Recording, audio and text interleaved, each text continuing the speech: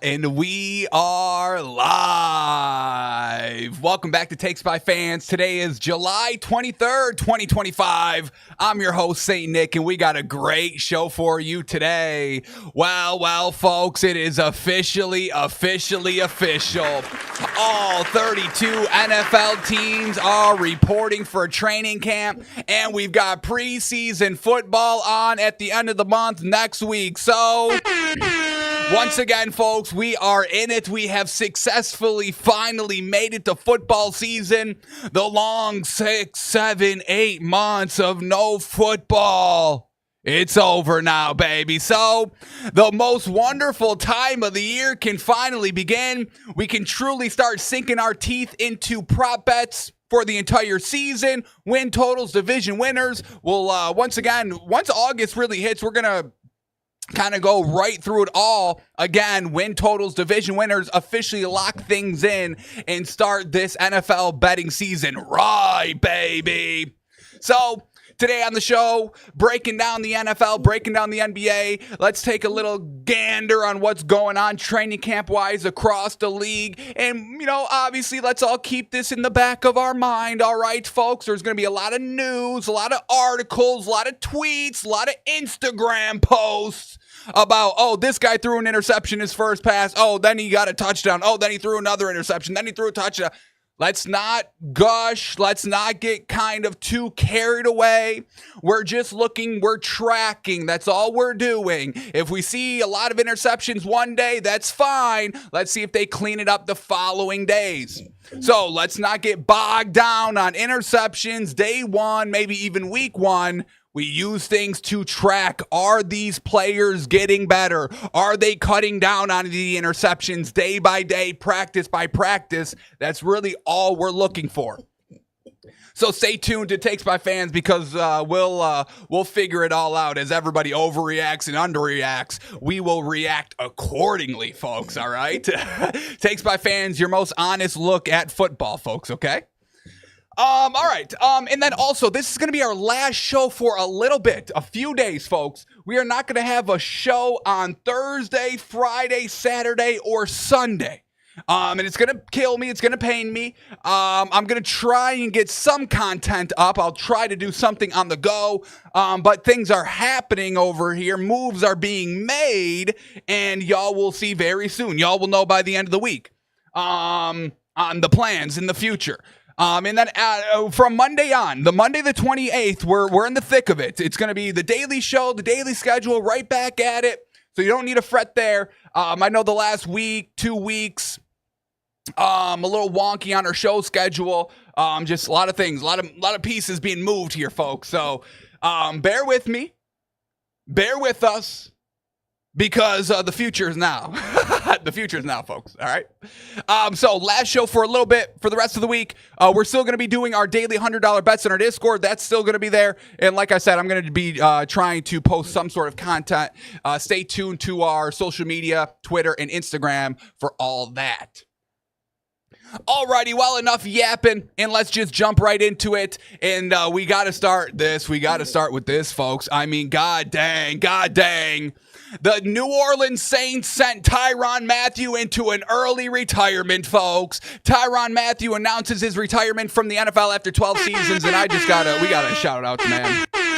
One of my favorite defensive players in NFL history, Tyrann Mathieu, announces his retirement from the NFL on Instagram. So let's read the post here by Tyrann Mathieu, quote, "As I hung up my cleats, I'm filled with gratitude as I close out this chapter of my life and officially retire from the game that shaped me in every way. From my first snap in college to my final play in the NFL, this journey has been nothing short of a blessing. Football gave me purpose, discipline, and memories that will stay with me forever.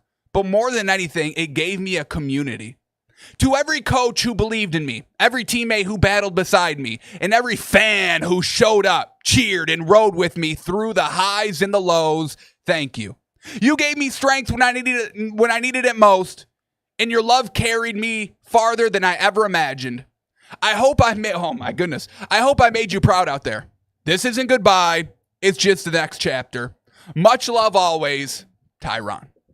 Damn, I got goosebumps reading this. I hope I made you proud out there, Tyrann Mathieu. You made me more than proud, I'll tell you. I was never a fan of the teams you were on, the Cardinals, the Chiefs, the Saints, but I always loved following them.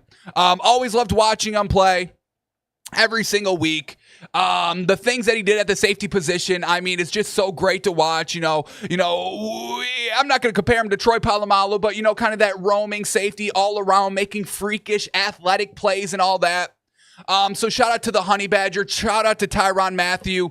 I have a card, folks. I do have a sports card of Tyrann Mathieu. It's one of my favorites. Tyrann Mathieu 101 gold vinyl, nickname AKA Honey Badger, out of 2017 Donruss Optic. It's one of my Grail cards that I own. I'm pretty sure I very much overpaid for it. Here's the card if you're looking. It's on my Instagram as well. But man, oh man, absolutely love watching Tyrann Mathieu. You made me proud, and I love that.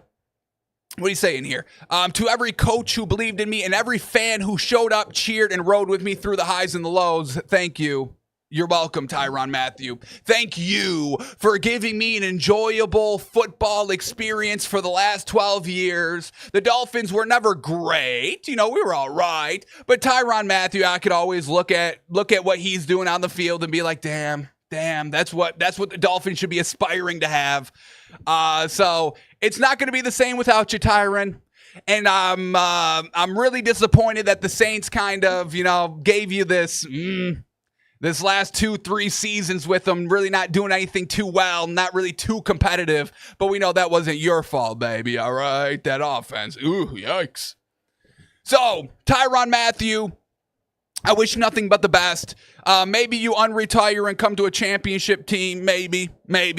Now he does got a ring with the Chiefs, so we'll still go out that one-time Super Bowl champion. I mean, you can't beat that. And just the last thing here with Tyrann Mathieu, I was talking with a buddy yesterday about him. Reminiscing. Great safety.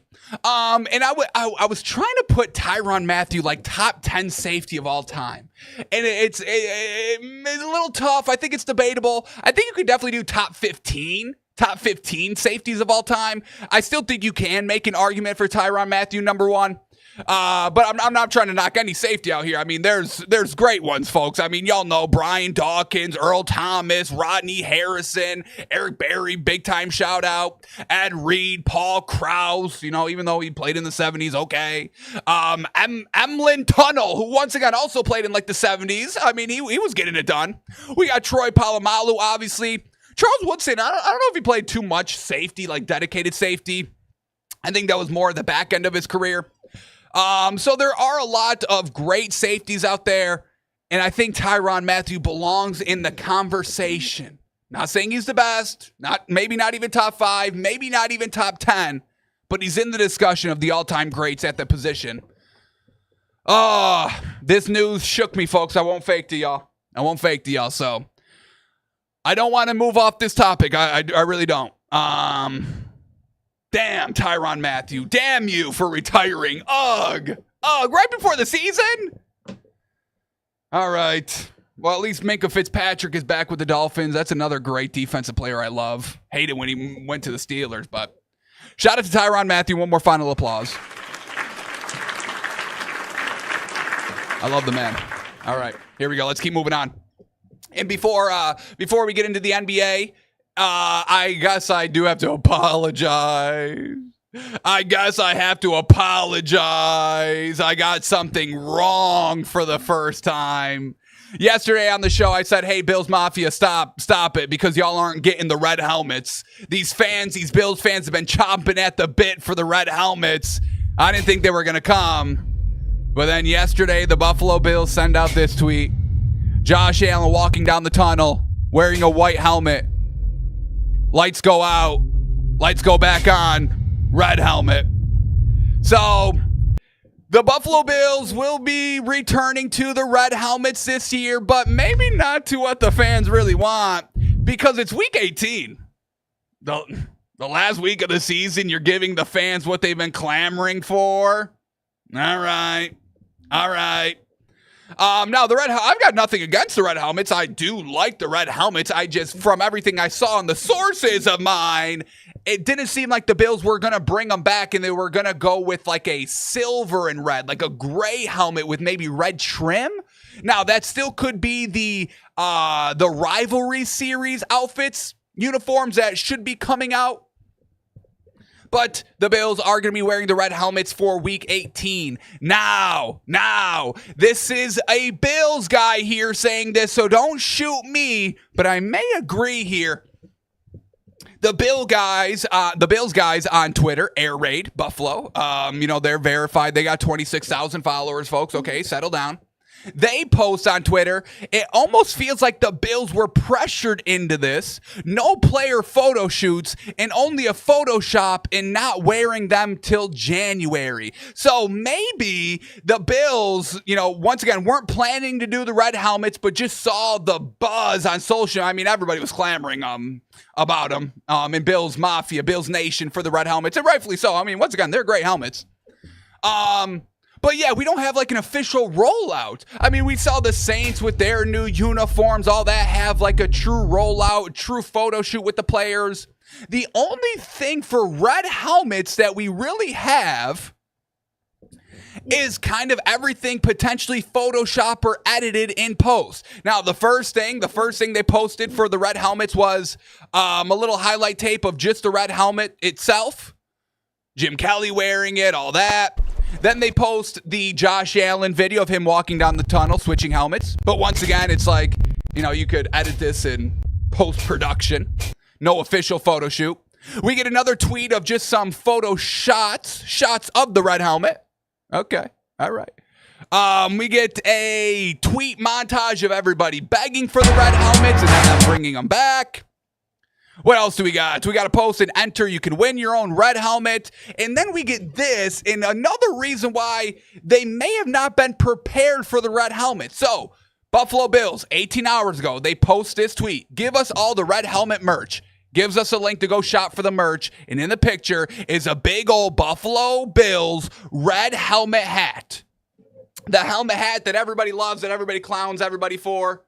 The hats that look like an actual helmet. I like them. I have the Dolphins one. People clown me for it, but that's fine.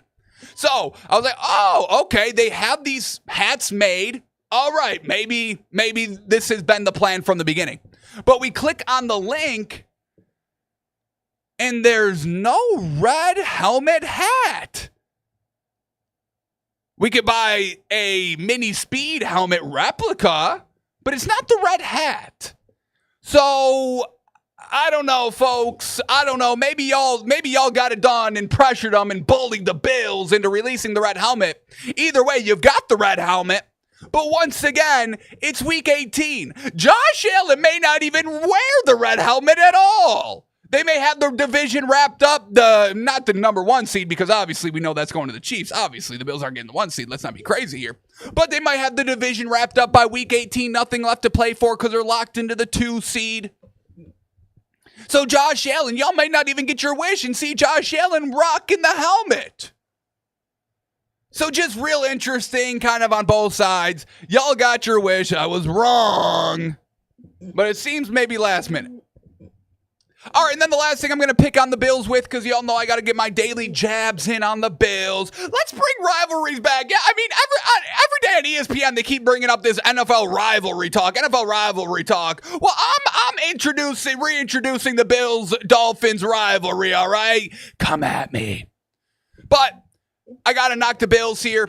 Everybody's been gushing. All the Bills fans have been gushing about the Josh Allen kind of photo shoot from year 1 to year 8, where he's smiling in every picture besides the year 8 picture, where he's a little bit more stone-faced. You can still maybe even see the beginning of a smile curl at the end of those lips here in the photo.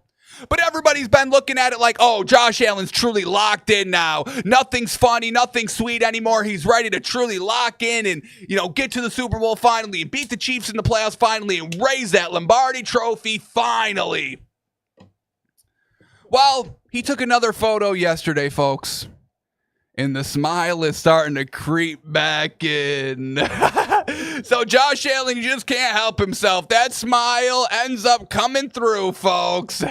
So maybe Josh Allen's not as locked in as this whole Bills Mafia thinks he is. He's still got the smirk. Still got that ugly smirk on him. No, he's a good kid. It's a good smile. It's a good smirk. Okay, folks, settle down. All right. So that's just what I wanted to open the show with. Shout out to Tyrann Mathieu. Shout out to Bills for getting their red helmets.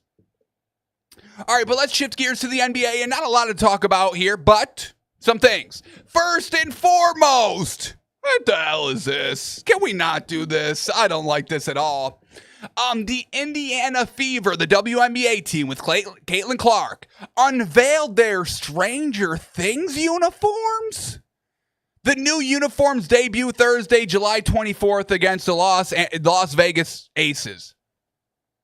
So the WNBA is selling ad space. Well, we know, teams sell ad space on their jerseys. We hate it. I hate it. But now they're actually customizing full jerseys instead of just like a little ad patch. They're making entire jerseys as the advertisement for Stranger Things. Netflix and Stranger Things. But first and foremost, it's enough for Stranger Things. I mean, we don't need 10 years to go 4 seasons. Honestly, it's enough. It's kind of out of hand. I'll digress, though. But the jerseys, they're like black with like red blood splatter stains or whatever the red is for Stranger Things. I don't know, folks. I don't watch the show. But I think this is taking it way too far. This is I don't like the precedent in this sense at all.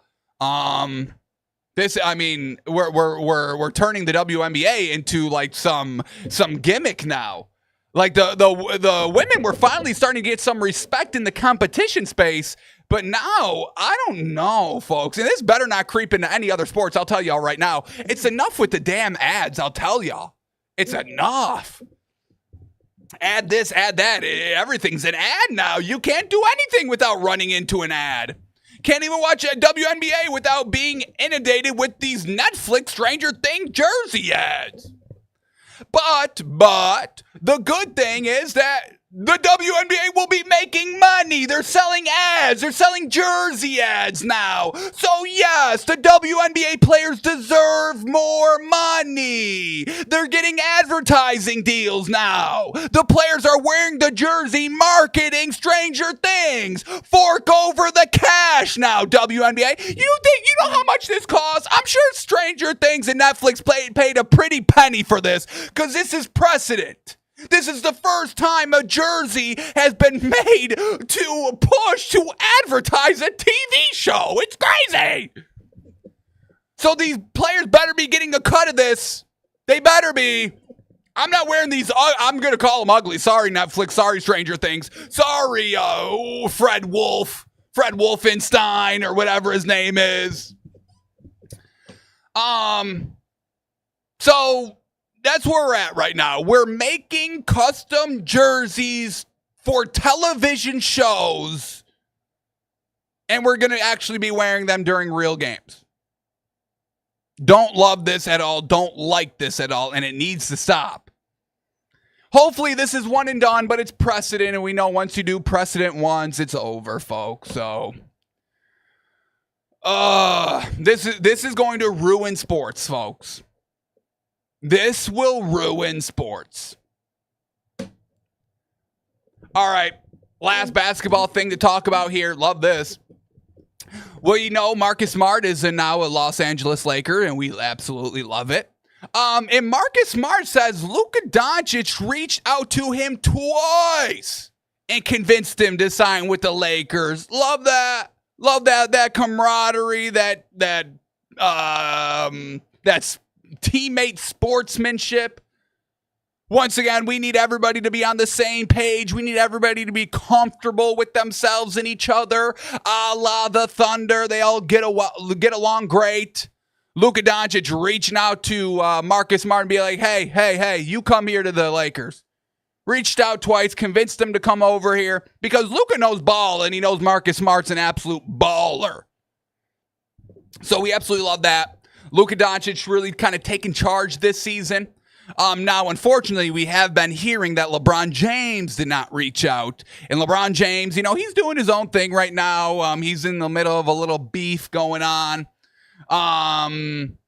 Everyone thinks he's leaving and all that. So he's just kind of chilling back, hanging back, relaxing. Team's not building around me, so why do I care, right?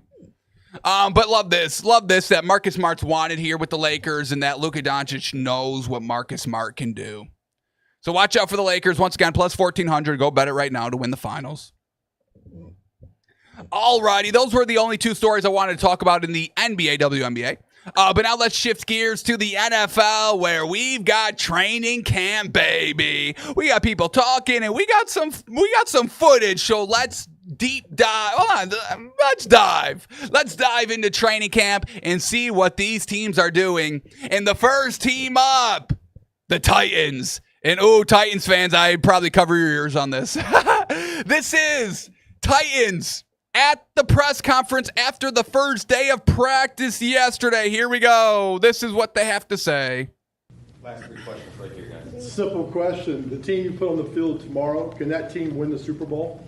So the question by the reporter, he said, hey, stupid question, but can the team that you put on the field today win the Super Bowl? That was the question that was asked. And these two guys from the Titans at the press conference, the first one laughs. He smirks. This guy's smirking over here. Here we go. They look at each other. They're hesitant. Listen, they took 3 seconds. One was smirking. The other one looked at each other. And then they start with, listen. Here we go. Always the goal every year. Yeah. We also realize we have a lot of work to do on this roster. Last two, go ahead. So that doesn't sound too convincing to me that the Titans are kind of all in on winning this year. Now, we know, they're not the best constructed team, and they're working with a rookie quarterback and a younger head coach. But they do got Tyler Lockett on that team, so let's all settle down. But not really what you want to hear. Not really what you want to hear. Hey, listen. Obviously that's the goal, but we got a lot of work to do with this roster. That's always the goal every year. Yeah. We also realize we have a lot of work to do on this roster. So, all right. Not sounding too optimistic over there in Tennessee, but now let's go to New England. How's it going in New England? We get Mike Vrabel at a press conference, and a reporter asks him a question. Here we go. Called the 5 weeks over the summer. I think one of the most important parts of the offseason is now the guys are back. I know there's 90 of them, but generally speaking, 91, international pathway. How'd they do? How do you feel about how the guys came back? I mean, whether you were. All right, well, that audio is very, very low. I think I've got a backup of it. But the gist of it is that a reporter asked a question. Mike Vrabel was like, hey, I just answered this question. I took 5 minutes answering this question. I don't know what you were doing. Typing on your laptop or doing whatever the heck you were doing, not listening to me. So that's how it's going in New England. These reporters aren't even paying attention, and Mike Vrabel is kind of laying down the law. And we know that's kind of the head coach Mike Vrabel is, so this doesn't surprise anybody. But the fact that we're hearing it, and the Patriots fans should be kind of jazzed that you got a real kind of a leader at the head coaching position that can command men and demand respect and command attention. So that's how it's going in New England. Reporters not even listening. Once again, nothing matters. Your job is to be a reporter. You're not even listening to the questions asked. Let me digress on there because you know what I can get into. Alrighty, let's now shift to the Chargers because we get a little video of their rookie wide receiver, Trey Harris. And he's looking damn good, folks. Once again, we're not going to get too carried away by practice footage and training camp footage, but a rookie in his first kind of, live reps out here, he's looking good. Just a quick little drop-off route right here. Beautiful by Trey Harris. I think we get one more. Here we go. Going to line up again. One-on-one. Beats him off. Goes inside. Catches the ball. And once again, one-on-one here. Nothing, we're not gushing over this. But Trey Harris looking pretty solid because we know the Chargers need some help at the receiver position. We like Ladd McConkey, but Quentin Johnston is still looking not good from what we've seen. He's still dropping balls in the mini camp, and it's starting to still leak into training camp. So not looking too great all around, but a nice emerging wide receiver for the Chargers, Trey Harris, that they can kind of sink their teeth into a little bit. All righty, let's keep heading around the league here. We get Caleb Williams at the podium after the first day of practice. Now, I don't really know how to take this. Don't love this, but we may be able to bet it. So, not terrible overall. But here we go. Caleb Williams at the press conference. Here we go. Obviously, I have self goals, and that's being the first 4,000-yard passer in Bears history. That's a goal of mine. 70% completion that helps the team, keeps us on the field, puts us in better positions, and then other than that, just trying to go down and score the most points that we can with each drive that we have. So that's kind of my self goal, and obviously other than that, you got to go win. So he goes into self goals. I don't know if I like that. Like he wants a goal of 4,000 passing yards. Like, okay, I get it. You want to throw the ball and you want to be successful. Same thing, 70% completion. Okay, very, everybody should be striving for 100% completion percentage, 100%. But don't love that he's got these kind of self goals. It should all be about the team and winning. I want to throw 4,000 yards because that means we're moving the ball and probably putting up points, not because I want to set a franchise record, which is cool. Don't get me wrong, something to strive toward, but don't know if I love it. It's all right to say it. I'm not knocking Caleb Williams too much, but self goals, okay, all right. But let's see if he wants to throw for 4,000 yards. We know he's got the arm to. We know he's got the minds, the offensive minds to put up that many yards. So let's see, can we bet it? And what are the odds? What's the value on 4,000 yards for Caleb Williams? Do we believe in Caleb Williams? Here we go. Passing yards. What do they set his line at?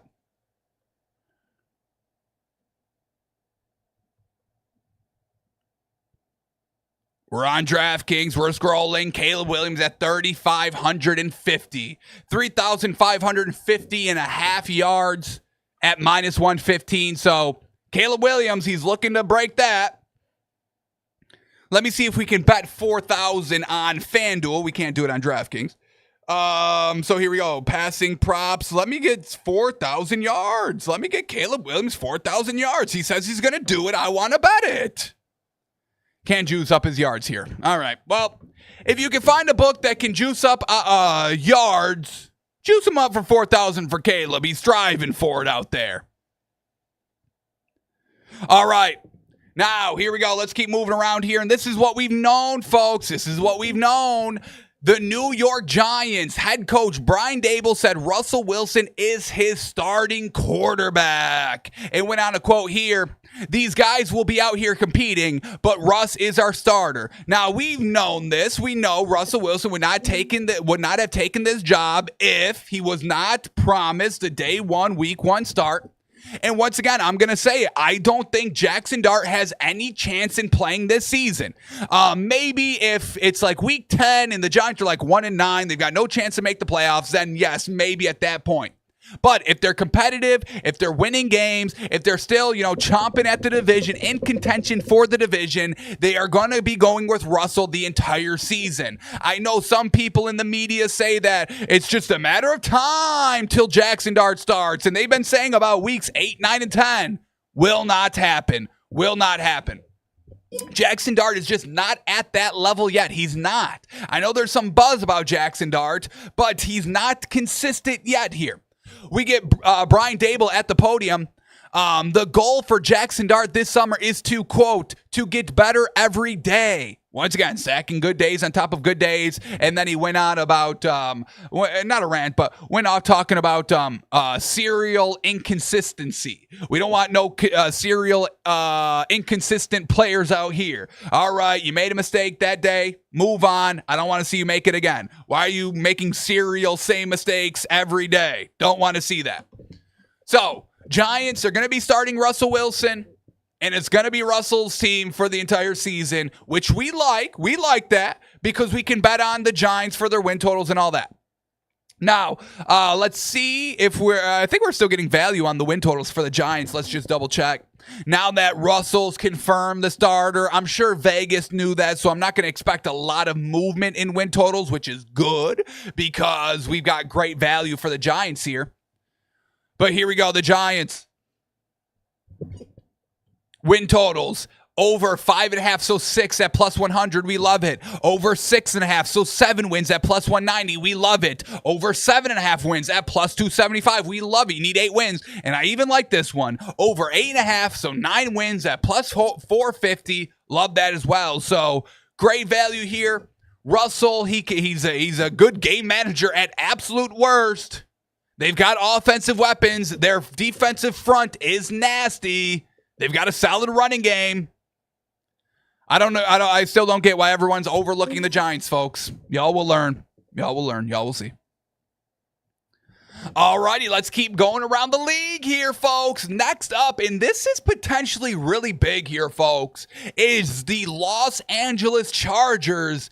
Because I don't know about Najee Harris, folks. This whole fireworks mishap may be a lot bigger than what they are saying. Officially, the initial reports were that Najee Harris had like some superficial eye injury. He was fine. He'd be ready for training camp. It was really a nothing burger.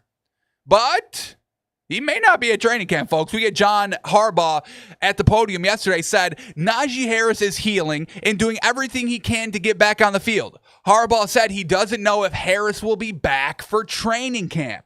So watch out for this potential eye, and where we can cash in on this is with running back Omarion Hampton. Great potential fantasy football draftee as well, Omarion Hampton for your running back. I would definitely stay away from anything Najee Harris until we get concrete reports that he's good. We've seen the eye. Have we seen the eye yet? Has there been any reports about Najee Harris's eye? I want to see it. Why is nobody taking a picture of his eye? So, be on the lookout there, folks. He's not at training camp yet. May not be ready. Maybe it's a little worse than we've been hearing. So, Omarion Hampton. Let's see. Let's update the value for him. Total rushing yards. Let's see Omarion Hampton here. Where they got him at?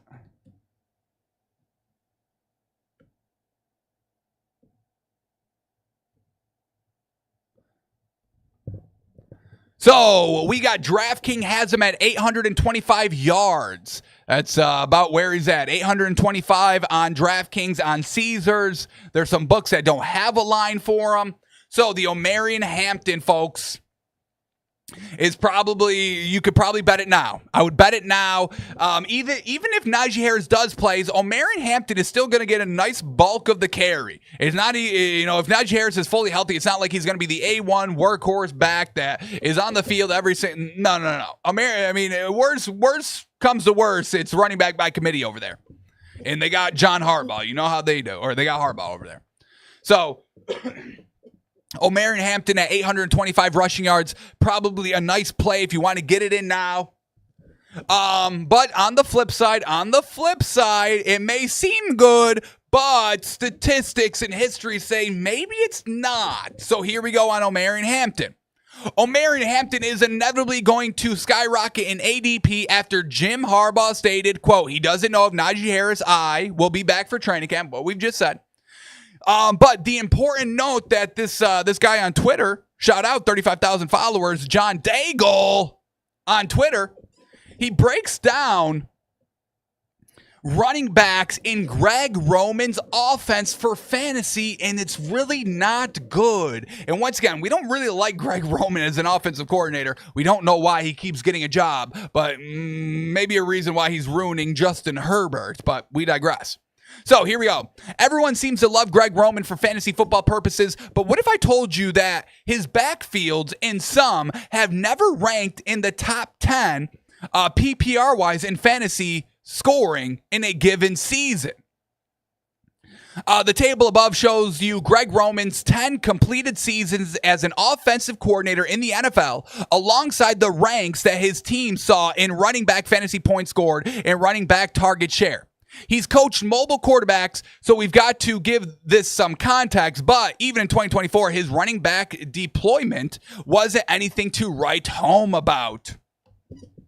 So it may seem like this is a home run for O'Marin Hampton, but Greg Roman and these running backs, they really don't favor too well in fantasy. So keep that in the back of your mind. I would still bet the 825, but the stats, they potentially say otherwise. Alrighty, let's keep going here. And now let's check out the Colts situation. Once again, another thing, just don't get too bogged down by early footage and all that. I know there's a lot of posts out there knocking Daniel Jones and Anthony Richardson in kind of their first day back at training camp. It wasn't consistent, but Daniel Jones was taking first-team reps to start the 11-on-11 session yesterday, so we'll keep an eye on that. These corners have both picked off Anthony Richardson and Daniel Jones a few times. So that's where we are with the Colts right now. But once again, let's just not get bogged down too much. I know a lot of things are there's a lot of knocking going on social media with the Colts. But once again, Daniel Jones, I think, should beat out Anthony Richardson. The team is starting to not take it slow with Anthony Richardson, but finally admitting, hey, let's not rush him. Let's not rush him. Once again, them making that big stink of him taking himself out of the game for like one play in a game last season. I think they blew that way out of proportion, and they're starting to kind of reel it back in and be like, all right, let's give him a little time to develop and come into his own here. They were comparing him to Baker Mayfield and Sam Darnold. Kind of the ownership of the Colts being like, hey, people are changing their tune on Baker Mayfield and Sam Darnold. You just got to give them time. Well, maybe for Baker Mayfield, but not for Sam Darnold. I would never use Sam Darnold as an example for that, but I see where they're going. So we get Daniel Jones taking the starting reps, but this is a true competition out here, and we'll keep tracking it.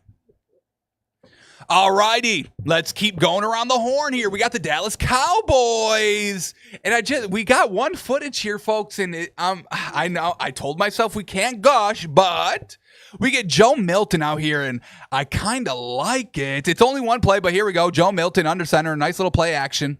But just watch his form a little bit out here. It seems like, and once again, not a lot of sample. It's one footage. One play, one throw, but his form seems to be improving a little bit. And that's kind of the biggest knock I had on Joe Milton. Obviously, he's got one of the biggest arms maybe in NFL history. And obviously, he's behind Dak Prescott. So we're not saying he's going to be starting or even maybe knocking on the door to start this season. But the fact that Joe Milton's looking good in here, maybe the Cowboys are fixing his just his form and how he throws. That was like the glaring difference when I was watching him with the Patriots last year.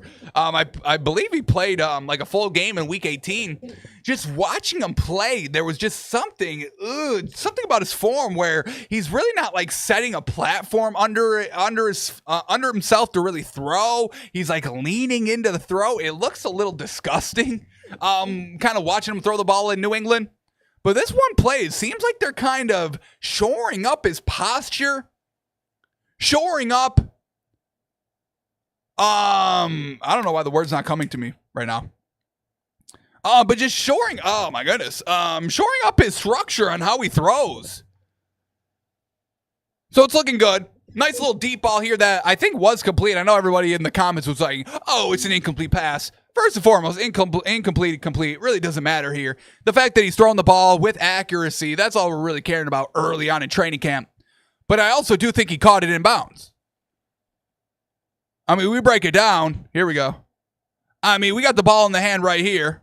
We could see it. First of all, the person's blocking the shot. But we got this one toe down right here. We got the ball in the hand coming, and we can't see the other foot, but I'm assuming that one's going to be in bounds. So I think it's a lot closer than what people are saying. But otherwise, screw the throw. His form is looking good back there. So we'll see if Joe Milton makes it interesting, makes it a quarterback battle. I doubt it. But don't sleep on Joe Milton, folks. All right. We kind of knew this, but James Cook was a full participant practicing today, which is great, at the Bills training camp. We know he was a hold-in. He was going to go to training camp even though he was still looking for a new deal. So we love that by James Cook.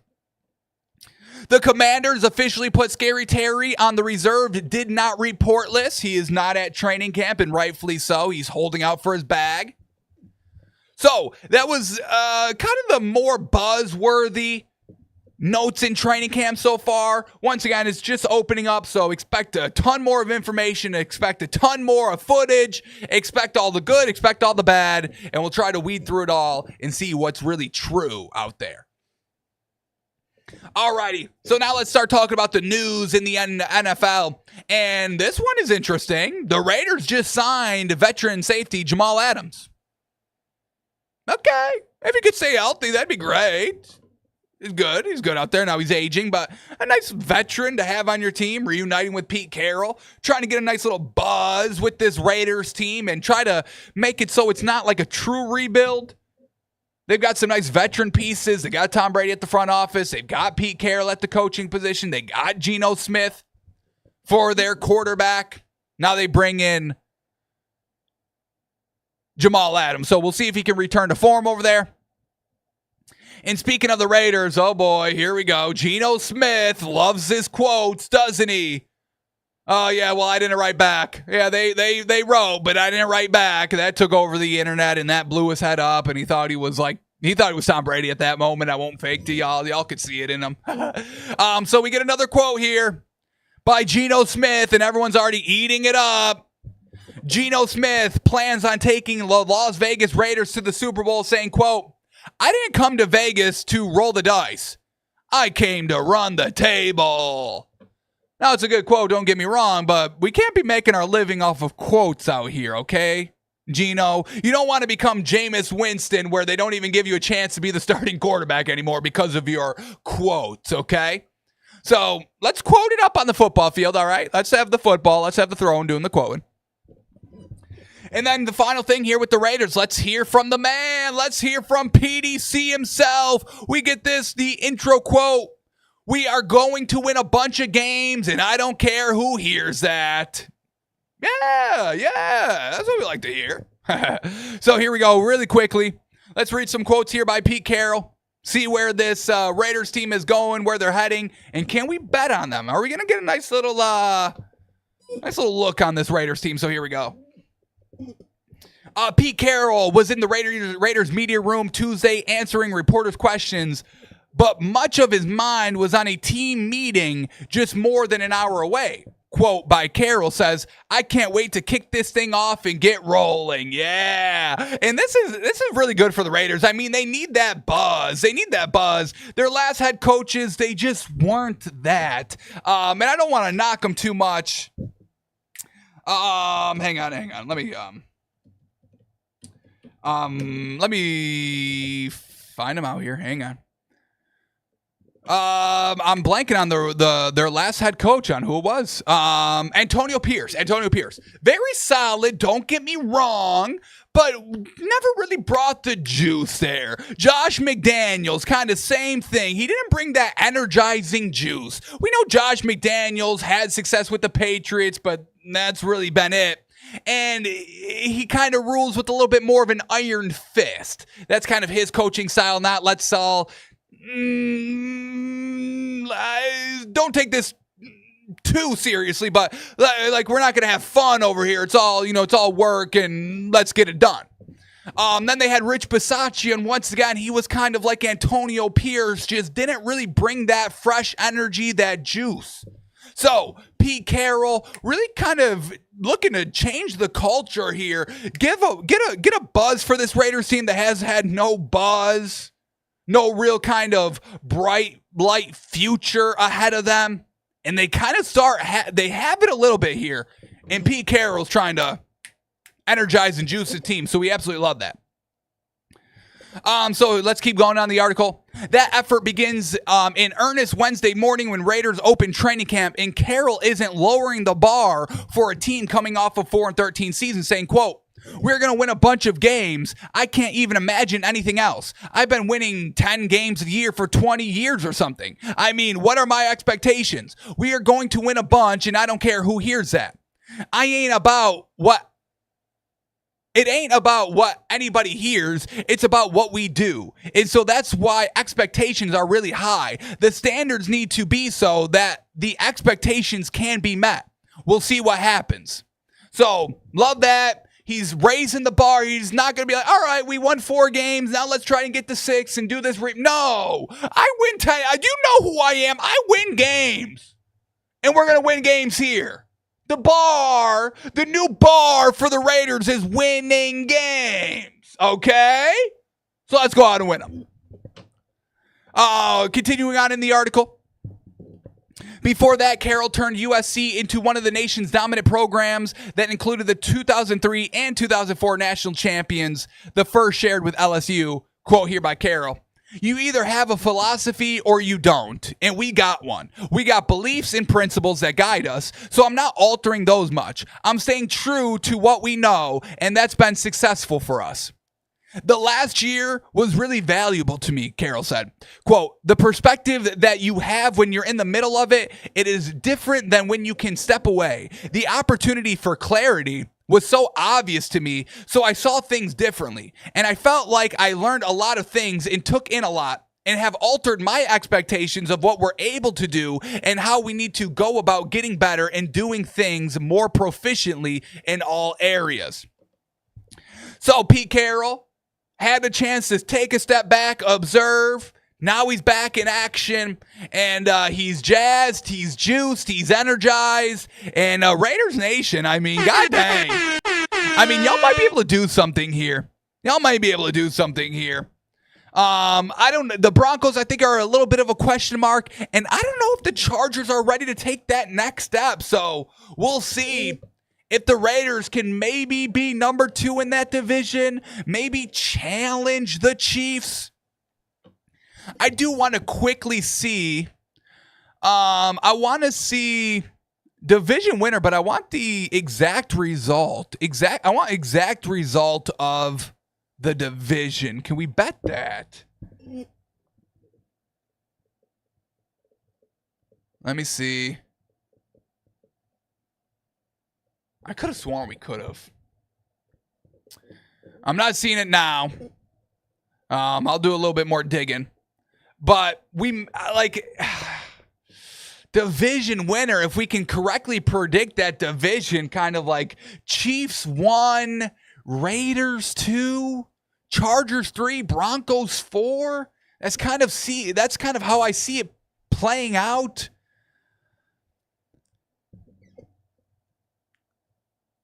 I really thought we could bet that. All right, so we'll move on, but watch out for the Raiders, folks. They're buzzing. All right, let's keep moving on here, and I put this towards the end of the show so y'all could settle down. But we are going to be talking Dolphin talk now, and I'm once again going to try and tell y'all got to start betting the Fins. I don't care what you bet, but you got to bet something. Win total, sprinkled division win. You got to bet something here for the Fins because this is a team here, folks, okay? Now, the biggest knock on the Fins this offseason has kind of been the culture, the Tyreek Hill comments at the end of last year. And once again, that has been brought to the forefront in this season. People can't let things go. Could all just kind of move on, but no. But this is good. This is good. And this kind of just speaks to the culture change and the leadership change that we've been hearing about in Miami. It's sounding good. So here we go. We get Tua at the podium yesterday. Let's take a little listen. 50 seconds. Here we go. I would say we're still continuing to do that, but it's not just with me. It's with a lot of the guys. I'm not the only one that heard that.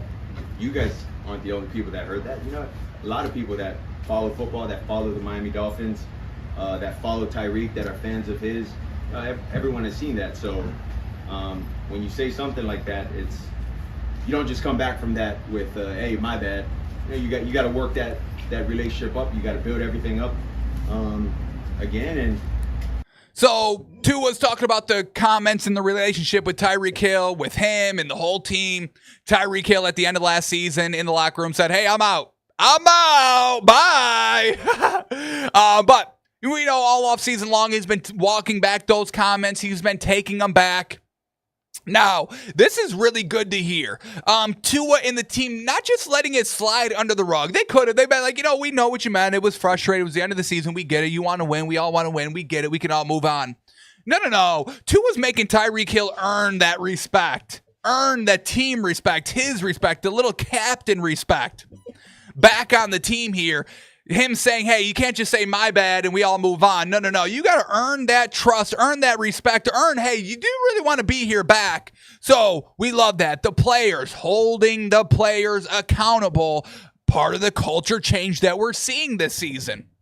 So once again, folks, I get it. I know it's funny to knock the Fins and all that, but we got it when we're hearing something different, when we're seeing change, we got to update our thinking. It was fun last year. It was fun all off season. We got to move on now, folks, okay? Let's finish up here by Tua. It's still a work in progress, not just for me, but for everybody. But, like I said, he's working on himself. He's working on the things that he says he wants to get better with and do better on. So that's the first step to me, and so I commend him for doing that. So, Tyreek Hill, he's working on himself. He's getting better. Tua commends it. It's the first step, and they're ready to keep this thing moving. So don't fall too much off on the Dolphins, folks. I know they're are they the most? I think we're the most hated team in the NFL. I don't know why. I think we're the most knocked team in the NFL. I don't know if anybody gets kind of made fun of. I mean, the Saints have no chance of winning, and everyone's so positive and optimistic with them. Sheesh, everyone's retiring. So we get Tyreek Hill kind of saying the same thing at the podium. Also saying that he's matured, and Mike Daniels, head coach, he's matured, and we probably need to see that a little bit. So we love seeing that. And then, probably my favorite thing that we saw from the Dolphins yesterday, Minkah Fitzpatrick back in action with the Fins, and he's already being that leader, baby. Minkah Fitzpatrick already leading the Miami DB group out to start first training camp practice, baby. We love that. And this is by Cameron Wolf, all right? An ex-Dolphin, an ex-Great. So he knows. So love that Minkah Fitzpatrick wants to be back in Miami. And he's already becoming that leader that we desperately need on this team. So watch out for the Fins, folks. I know we were the meme this offseason. I know everyone's written us off. But I don't think this is the same team anymore, folks, okay? Plus 800 is wildly disrespectful. Plus 800 is wildly disrespectful for them to win the division. Is it still that? Let me quickly see. I mean, if Vegas did not change this line after seeing that yesterday, I don't know what to tell them. Oh my God, it's gotten worse. It's at plus 850. What are we doing here, folks? What are we doing? Dolphins plus 850 to win the division. Get out of here. Get out of here. All right, we'll show y'all. We'll have to show y'all this year. Alrighty, we still got a few more minutes left in the show, so let's keep going here. And let's get into this article because I want to see, folks. Can I see something? PFF released an article a few days ago, the highest graded quarterback versus every coverage type last season. Okay, highest graded quarterbacks versus every coverage. I want to see how many times Josh Allen is number one versus the coverage. Because once again, he's the best quarterback in the league. Everybody says so. So he has to be the best quarterback against some type of coverage, no? So let's see. Here we go. Who are the best quarterbacks against these coverages? Cover 1, Joe Burrow with a 90.7 grade throwing against cover 1. Okay, Burrow shredded cover 1 last season. Okay. Russell Wilson ranked second, and Josh Allen, I think, was third. So, Burrow 1, Russell Wilson 2, Josh Allen 3 against cover 1 last year. Once again, Russell Wilson still good, still solid, still serviceable. Watch out for the Giants this year. Already against cover 2, it was, Joe Burrow! Joe Burrow! Who we have as second best quarterback in the league on our official list. Joe Burrow, the best at cover 2 with a 91.2 PFF grade. Playing 2 high safeties didn't phase the Bengals gunslinger much at all either. Lamar Jackson was in second. And do we get a third? I think it was Tua. Yeah, I think Tua and Dak were also kind of top of the tier against cover 2. Oh, okay. Not getting a lot of Allens here. Okay. Here we go. Let's keep going. Cover 3, Lamar Jackson had the highest grade at 91 throwing against cover 3. The NFL's highest graded overall passer from last campaign finally makes his way onto the list due to his play against 3 deep coverage shell. Herbert was second against cover 3. Brock Purdy was also kind of top of that list against cover 3, and CJ Stroud was also kind of top tier throwing against cover 3. So, okay, we're not seeing any really Josh Allen. Josh Allen was third in cover 1, and that's it. Cover 4, it's Matthew Stafford. Matthew Stafford, who everyone's crucifying us because we had Matthew Stafford at 5 on our quarterback list above Josh Allen at 6. But Matthew Stafford is the best at throwing against cover 4 with an 83.6 PFF rating. Despite playing at a lower level than we've come to expect in 2024, Stafford excelled when teams played quarters coverage. What else do we get here? Burrow and Geno Smith were kind of at the 2 and the 3. Cover 6, Lamar Jackson, the best throwing against it at 92.5. Patrick Mahomes was kind of at the top of the list of that as well. Cover 0 was Jaden Daniels at 91. His 91 PFF passing grade against looks with no deep defenders was almost 8 full grading points ahead of Josh Allen in second. So Josh Allen is second against cover 0 and third against cover 1. And he wasn't even a close second to Jaden Daniels. All right, in the red zone, it was Lamar Jackson. Lamar Jackson, the best thrower in the red zone. Mark Andrews dropping the 2-point conversion, but we all knock Lamar Jackson, and Lamar Jackson's got all the pressure for Super Bowl or bust this year. Okay, folks, okay. Look, the data says that Josh Allen isn't the best in any category, so how is he the best overall? I rest my case, and we're out of here. I'm over it. I'm done. Congratulations on your red helmets. That's the only thing you have to look forward to this season. The MVP's done. That season's over, and it will never happen again. Good luck on your division wins at the favorite odds of -300. You better not screw it up. That's all I'll say, because I'll be at you for the rest of your lives. I'll be here every day. I'll be here every day bringing up this season. Remember when they were -300 and everybody said Josh Allen was the best quarterback in the league, and they couldn't even get it done then. Ah! Every day I will be here, folks. All right, we got to get out of here. I'm fired up. I'm too jazzed to keep doing it. I'm too jazzed. I don't know what's going to come out of my mouth if I keep going on this show. All right, we're out of here. I truly, truly appreciate y'all watching. Y'all don't even know. I love y'all. Y'all don't even know. I know y'all think I hate y'all. I don't get it. I really don't, but I truly love y'all. Y'all don't even know. We'll be back on Monday. We got some things happening. Got some things working out behind the scenes, and y'all will know more this week, folks. Y'all will know more, all right? All right. We're back on Monday. Stay tuned to the Instagram until then, and until we meet again. Get a great rest of your week. Hopefully your team is lighting it up in training camp.